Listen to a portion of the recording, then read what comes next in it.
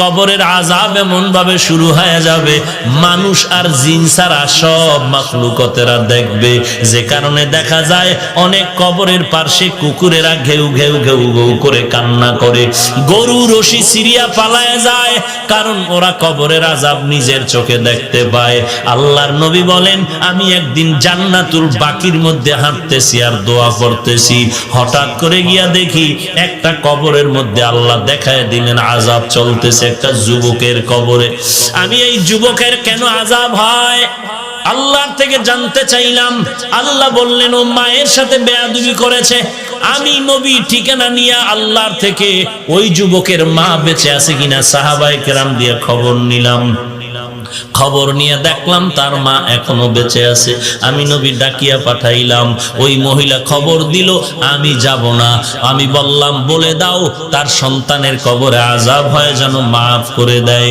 ওই মা বলে, না না, আমার সন্তানের আমি কখনো মাফ করব না।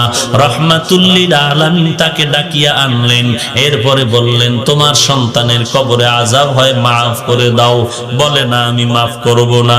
নবীজি বললেন, তো আগুনে জ্বলবে, তুমি কি মেনে নাও? বলে, হ্যাঁ, আমার কোনো আফসোস নাই। কারণটা কি? বলে, আমার সন্তান একদিন ঝগড়া করে বউয়ের সাথে তর্কর কারণে বউয়ের মায়ায় পড়ে আমি মায়ের সাথে এমন তর্ক জড়ায় দিল, একটা ইটা নিয়ে আমার মাথার উপরে আঘাত করলো, আমি জমিনের মধ্যে পড়ে গেলাম। আমার মাথার রক্ত বের হয়ে জমিন লাল হয়ে গেল। আমি এমন কান্নায় দুর্বল হয়ে গেলাম, আমার এই কষ্ট জীবনে আর অন্তর থেকে মুছবে না।